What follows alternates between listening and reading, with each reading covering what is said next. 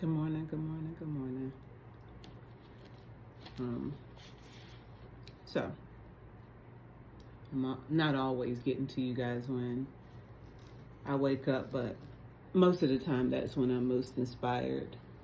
So, I woke up and I was listening to some teaching, and it kind of brought up Peter, and it says, and he was saying that uh, most of us we kind of put Peter and the rest of them on this pedestal, forgetting that they were also man and just how they too sinned and had sometimes hearts like ours where, you know, we want to cut an ear off or two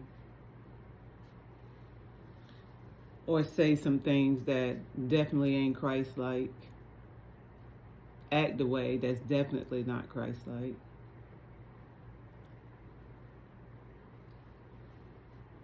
Be a part of some things that definitely are not Christ-like.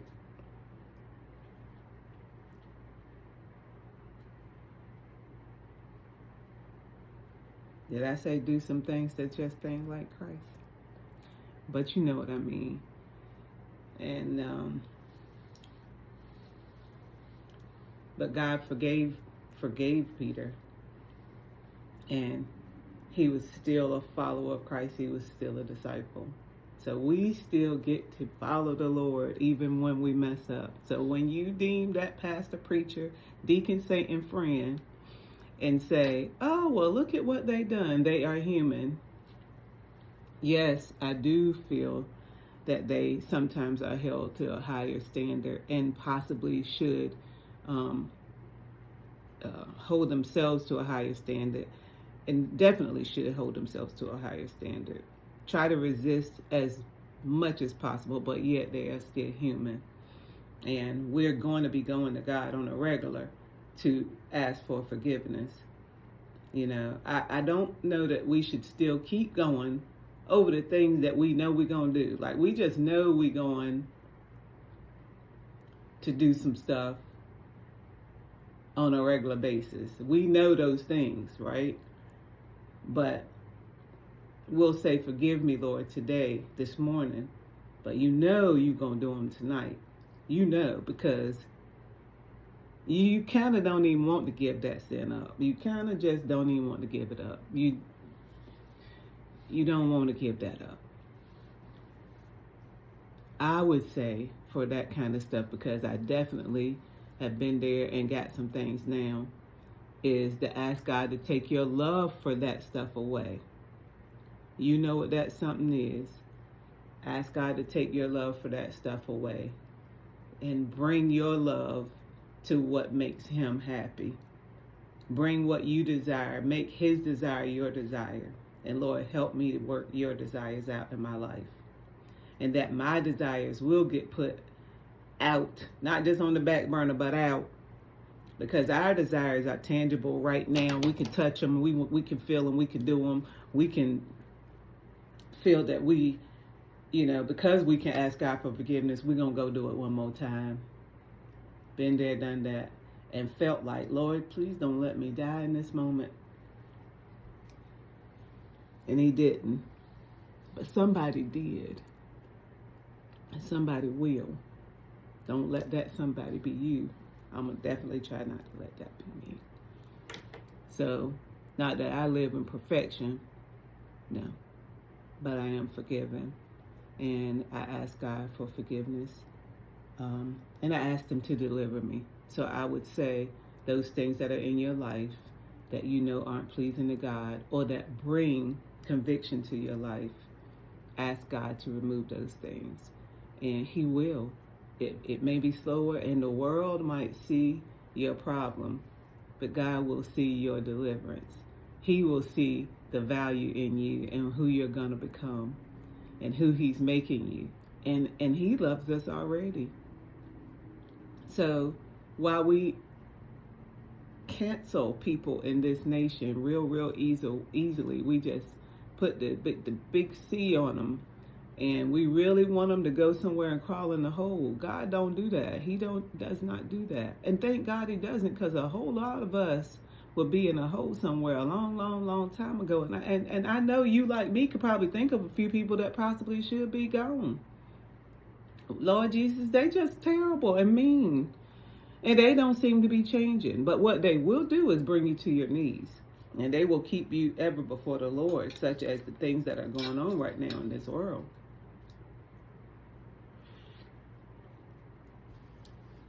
That I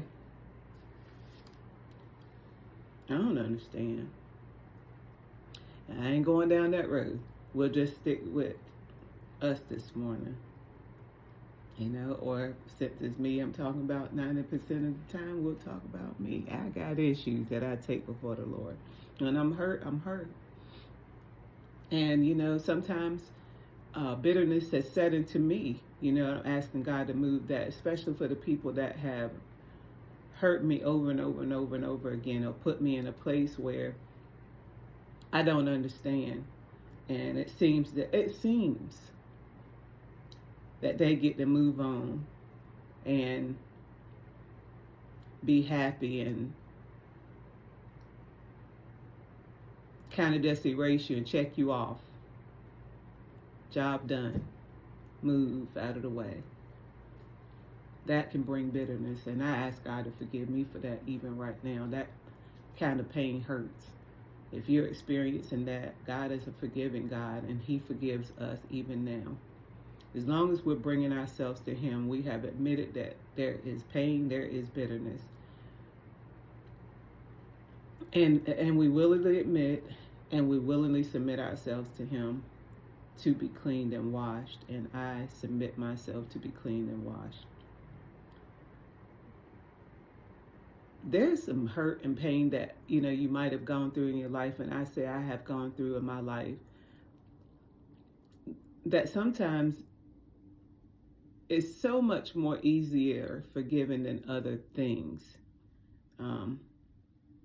Maybe some type of abuse that has happened over and over again, and you feel like he, she, them, or they know better, and they participate in things that cause you trauma.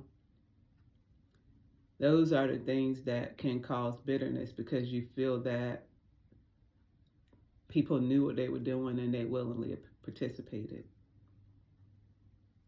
So I too have experienced and am experiencing that kind of trauma.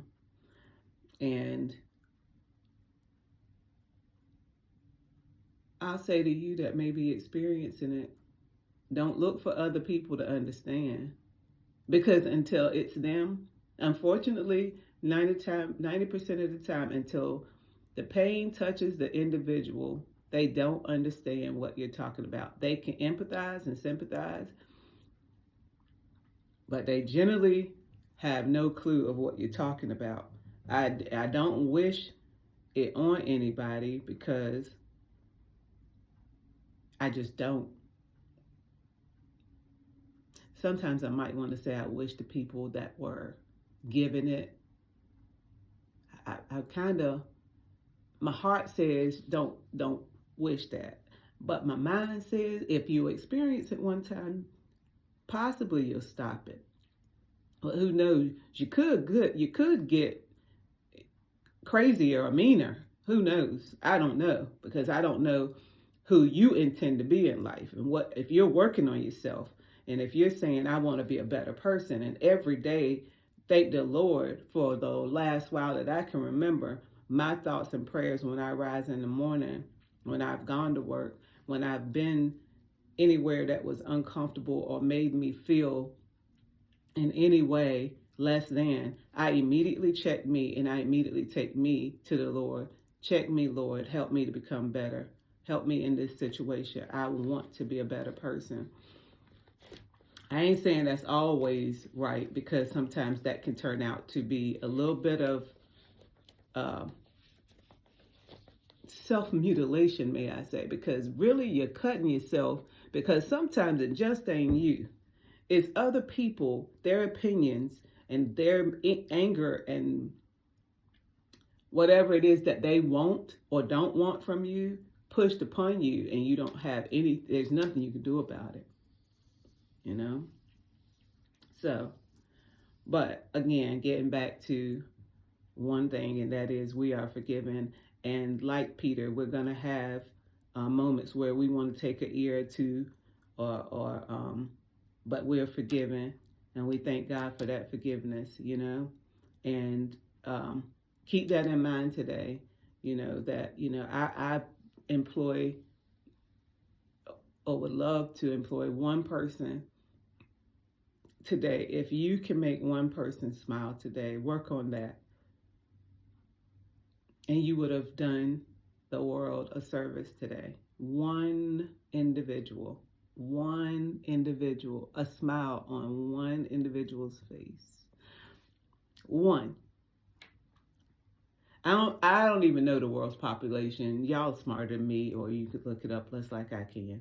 But I know if we all attended to one smile, that could be bigger than the one. You know, the one is gonna make another one, you know, and then that's gonna make some more, and so, you know, so on and so forth. And we can create something a little better. And it all ain't all peaches and cream, no.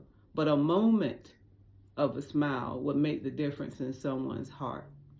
You can never measure what that may do to somebody and what it's going to do to you to see it. And then bottle that up. We gonna bottle up that smile. We gonna bottle up that love and that concern. We gonna bottle up, you know, the compassion that will be shown to us through the act of someone wanting you to smile, and them putting forth the effort to make you smile, you know. And putting forth the effort is going to create something different. You could think of the correct terminologies that it does in the brain, the mind, and the heart, the body, you know. But I know that it creates new somethings inside of us. You know, I calling what it is, I possibly know, but sometimes I don't know what happens where, you know, things be going and then they come back, you know. Some people say it's because you're over 50. I don't know, but I'm blessed over 50. I'm blessed for what God is doing. I'm so blessed and so thankful for how he's kept me, you know. And again, sometimes my mind veers off into wanting to add another story to right now. And then it's too deep, and, you know, or maybe I don't feel the need in the moment to bring those things up. And in time, as time passes, I don't have to be in a rush. I can speak on those things, you know, because I can. And guess what? So can you. Nobody can hinder your voice unless you let them, in which I've done and do. I give my voice away more often than you can imagine, or have given it away and give it away more often than you imagine. Sometimes if it takes that for the next person to be okay, or to deem me better somehow, I'll silence me and my voice, because I always feel like I can take it. Maybe they can't. Or in my silence, I know that I can take it to the Lord, and maybe they can't. So, you know, you put your stuff to the side and let their stuff reign tall, get bigger and taller and deeper and wider. Find you a place, be it journaling. Once I had a problem with journaling when my therapist first told me to journal. I thought, I can't put all of that on paper. One day my kids might find this, and or the people that's doing it to me might find it, and it could get worse. Or you just don't want to put your deepest thoughts where they could be found again. But my experience right now is I let these deeper thoughts out, and I release the pressure of what they are doing to my insides and what they have done to me or haven't done to me, because holding them in didn't do a lot. But possibly talking about it might help one person, and we were just talking about the one. And while I'm responsible for my actions, I'm also my brother's keeper. And I'm going to always, I believe, until Jesus comes back, or we say goodbye, I'm going to always be concerned about the next person one way or the other. I don't know how to not be. And I don't ever want to not be concerned about the other people. I need to bring that under subjection. I don't need to be concerned about what you feel about me in your negative ways, or because of your day, or because of how you deem what I say, feel, blah, blah, blah, blah, blah, on and on and on and on and on. But I want to be concerned about your well-being and how it is I can help get you to another moment, or basically that, get you to another moment. That's about the extent of what's in the power of your hands when it comes down. And, if you have the power to fly around the world and get your message out to other people, do so. If you have the power to give lots, I think that's what you should do. If you have the power to give little, give that. I have, like, in my car, I'm making little bags. I kind of feel a little ate up when I haven't given I have toilet paper, soap in the little Walmart bags because I had lots and lots and lots of them. But I'm going to add to those bags so that at the stop signs where you see people, you can give a little something. If you don't want to, you don't have to. But some of those people, you do not know who you're entertaining. Who's out there? Is that an angel? And yes, there's people out there with habits, but it could be you. And that nagging habit, whatever it is deep. So you could be a part of the solution. You could be a part of the people that talk about it. You could be a part of the people that do something about it. And because there's so much that I don't understand with that one person standing out there, I just decided that, you know what? If I got a quarter, 10 cents, or $1,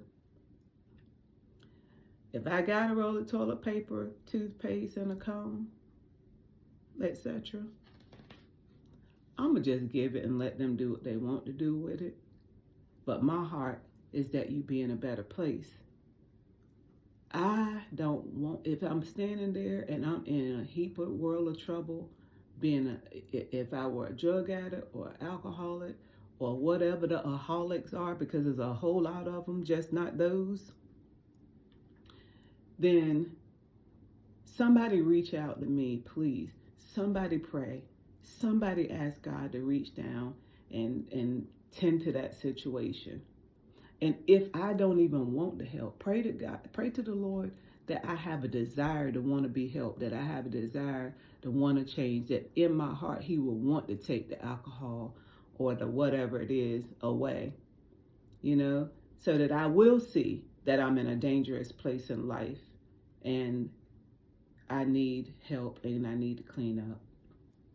There's so many ways that we can help one another without just turning our head or cussing them out or saying get a job or um, whatever. But I can tell you this too. While you passing your bag and your 50 cent or your 10 cent or whatever it is, you can also encourage to say, I don't know your case, but have you thought of employment? There's a way to say everything. But I do think that we should do it in love, not hate and not pushing across um, just our own trauma, because that's sometimes what's flowing out of our mouth, what we've been through and what we're going through currently, or what we've seen, and we push it on to other people, and we push it sometimes down their throat so hard it is they can't swallow it all at one time, because you just threw it at them, boom, take that and roll off. So anyway, so this morning, and this morning for you, if God woke us up on this other side of this dirt this morning, there's 150,000 lives lost daily. I never knew it was so many, but there was 150 lives lost yesterday. Some woke up ill, possibly knowing it might happen, but I can guarantee you that 75 to 80% of those people woke up yesterday expecting to wake up today, and they didn't. But God let us see another day. He let us crack these good eyes open. He let us, if we have the opportunity to share love, get love, and share our family's love. If you have children, grandchildren, aunties, uncles, if your mom and dad is still living, you get an opportunity to be a part of their lives one more day and to share your love with them. And you get to share your love with humanity. You get to say to someone today, are you okay? You need anything? Maybe I can't help you with monetary things. I have a bag of beans. You can have half of them. I got a box of macaroni. You can have half of it. And I got a block of cheese. We could split it. See, get in where you fit in on that. Get in where you fit in on life. And again, I wish I could make people stop abusing you. I wish I could snap my fingers and make it go away. And I wish I could snap my fingers and make the trauma that you feel inside from that go away. But I can't. But I offer you my God. He can. And I would say how to get to know him is the first prayer, that the Lord's Prayer that starts with the Our Father. I'm sure you can Google it, and you can go to Romans 10:9, and you could pray that prayer of salvation. And you can ask the Lord without praying that Lord, I love you. I don't know how to love right now, but they tell me that you're ever present, and I need you right now in my life. I don't love correctly. I don't know that I love you correctly, but I want to. I don't want to give up all my sins, but if it's a requirement, Lord, take them away.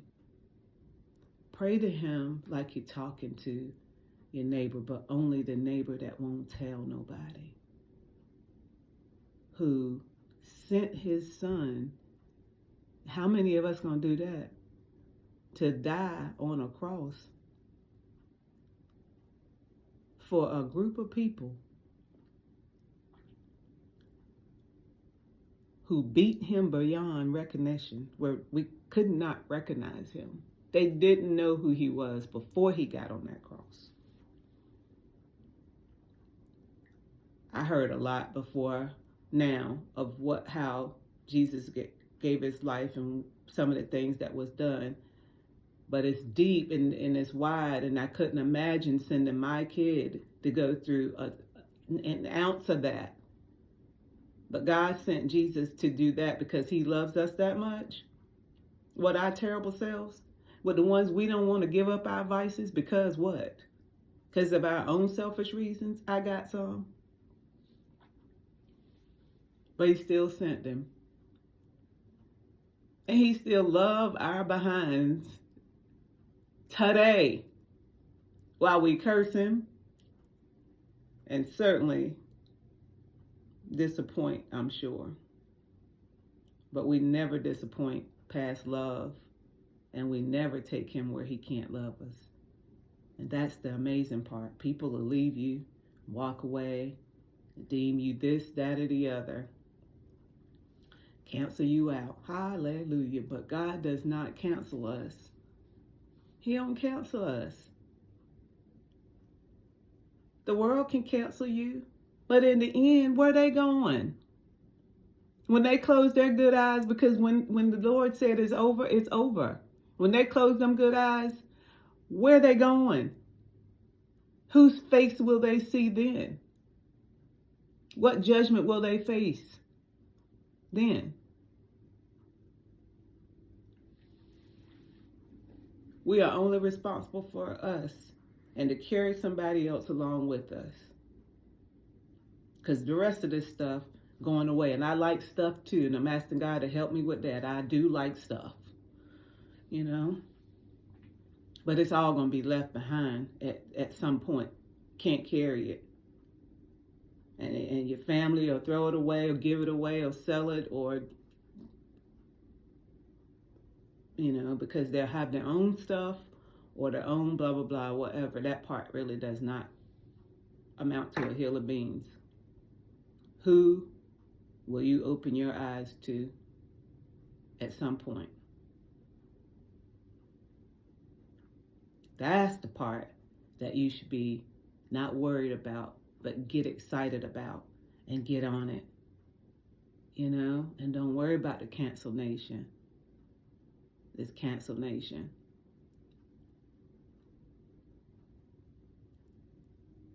You know?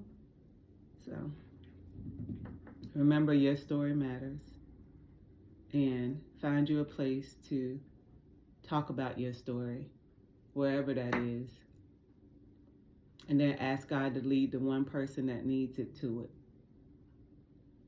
And that's what I ask, that God leads the one person that needs it, the two people that needs it to it. If nothing else, it's a place for you to let it out up here. Find that place. And have a blessed day. Your story matters.